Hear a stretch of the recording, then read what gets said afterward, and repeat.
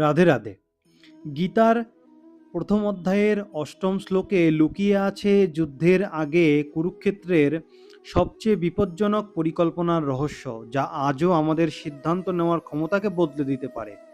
তাই আপনি যদি চান আপনার জীবনকে পরিবর্তন করতে, আপনার জীবনকে সুন্দর করে তুলতে, তবে আজকের ভিডিওটি অবশ্যই শেষ পর্যন্ত দেখুন, শুনুন।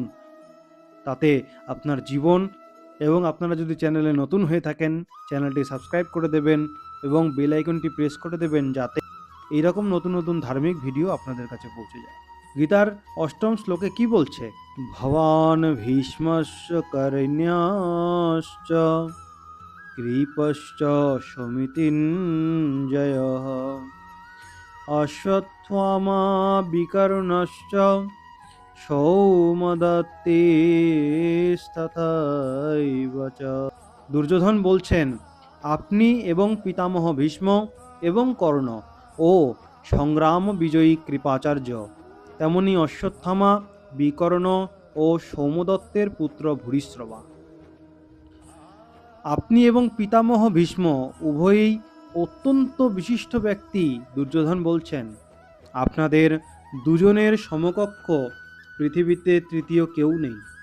আপনাদের দুজনের মধ্যে যদি একজনও সমস্ত শক্তি দিয়ে যুদ্ধ করেন, তাহলে দেবতা, যক্ষ, রাক্ষস, মানুষ ইত্যাদির মধ্যে এমন কেউ নেই যে আপনাদের সামনে টিকে থাকতে পারে। আপনাদের উভয়ের পরাক্রম জগৎ প্রসিদ্ধ। পিতামহ ভীষ্ম আবাল্য ব্রহ্মচারী এবং ইচ্ছামৃত্যু বরপ্রাপ্ত, অর্থাৎ তার ইচ্ছা বিনা মহাভারতের যুদ্ধে দ্রোণাচার্য ধৃষ্টদ্যুম্নের হাতে নিহত হয়েছিলেন এবং পিতামহ ভীষ্ম তার নিজ ইচ্ছায় সূর্যের উত্তরায়ণকালে প্রাণ বিসর্জন করেছিলেন। এখানে কর্ণের কথা উল্লেখ করা রয়েছে। এখানে কর্ণ মস্ত বড় যোদ্ধা। আমার বিশ্বাস যে তিনি একাই পাণ্ডব সেনাদের পরাজিত করতে সক্ষম। তার সঙ্গে অর্জুনও পেরে ওঠে না। এইরূপ কর্ণ আমাদের পক্ষেই আছেন। মহাভারতের যুদ্ধে এই কর্ণ অর্জুনের হাতে বধ হয়েছিলেন। এখানে কৃপশ্চ সমিতিঞ্জয় বলা হয়েছে, অর্থাৎ কৃপাচার্যের কথা বলা হয়েছে। এখানে কৃপাচার্যের কথা আর কি বলা যায়, তিনি তো চিরজীবী। এই চিরঞ্জীবী কথাটির মধ্যে দিয়ে একটা কথা বলি।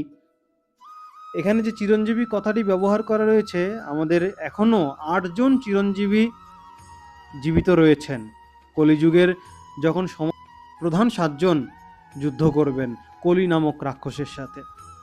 এই অষ্ট চিরঞ্জীবী কারা? অশ্বত্থামা, বলি, বেদব্যাস, হনুমান, বিভীষণ, কৃপাচার্য, পরশুরাম এবং মার্কণ্ডেয়। কথা বিশেষভাবে চিরঞ্জীবীদের মধ্যে ধরা হয় না, তবুও বলা হয়েছে এখানে। এর বিস্তারিত ভিডিও আই বটনে দেওয়া থাকবে, ডেসক্রিপশনে দেওয়া থাকবে এবং পিন কমেন্টও পিন করে দেবো। আপনারা অবশ্যই। কৃপাচার্য তিনি হচ্ছেন অষ্ট চিরঞ্জীবীর মধ্যে একজনা, আমাদের পরম হিতৈষী, এবং তিনি সমস্ত পাণ্ডব সেনাকে জয় করতে পারেন। এখানে যদিও দ্রোণাচার্য এবং ভীষ্মের পরে কৃপাচার্যের নামেই দুর্যোধনের বলা উচিত ছিল, কিন্তু দুর্যোধনের কর্ণের ওপর যত বিশ্বাস ছিল কৃপাচার্যের ওপর তত ছিল না। তাই কর্ণের নাম এর পাছে দ্রোণাচার্য এবং ভীষ্ম এতে কৃপাচার্যের প্রতি অপমান মনে করেন। তাই দুর্যোধন কৃপাচার্যকে সংগ্রাম বিজয়ী বলে সম্বোধন, যাতে দ্রোণাচার্য এবং ভীষ্ম দুজনেই সন্তুষ্ট হন। অশ্বত্থামা, ইনি চিরজীবী এবং আপনারই পুত্র। ইনিও বড় যোদ্ধা এবং আপনার কাছেই অস্ত্রবিদ্যা শিক্ষা করেছেন। অস্ত্রবিদ্যায় ইনি বিকর্ণশ্চ সৌমদত্তিস তথৈব চ, অর্থাৎ আপনি মনে করবেন না যে শুধু পাণ্ডবগণই। আমাদের পক্ষে আমার ভাই বিকর্ণ অত্যন্ত ধর্মাত্মা এবং যুদ্ধবীর। তেমনি আমার প্রপিতামহ শান্তনুর ভাই বাল্লিকের পৌত্র এবং সোমদত্তের পুত্র ভূরিশ্রবাও খুব ধর্মাত্মা ব্যক্তি। ইনি ব্যয়বহুল অনেক যজ্ঞ করেছেন। ইনিও বড় যোদ্ধা এবং মহারথী। যুদ্ধে বিকর্ণ ভীমের হাতে এবং ভূরিশ্রবা সাত্যকীর হাতে নিহত হন। এখানে এই যোদ্ধাদের নাম উল্লেখ করায় দুর্যোধনের এই ভাব ব্যক্ত হয় যে, হে আচার্য, আমাদের সৈন্যদলে যেমন আপনি, ভীষ্ম, কর্ণ, কৃপাচার্য প্রমুখ এত মহাপরাক্রমশালী যোদ্ধা আছেন, সেরূপ পাণ্ডব সেনাদলে দেখা যায় না। আমাদের সৈন্যদলে কৃপাচার্য এবং অশ্বত্থামা এরা দুজন চিরজীবী, কিন্তু পাণ্ডব সৈন্যদলে সেরকম একজনও নেই।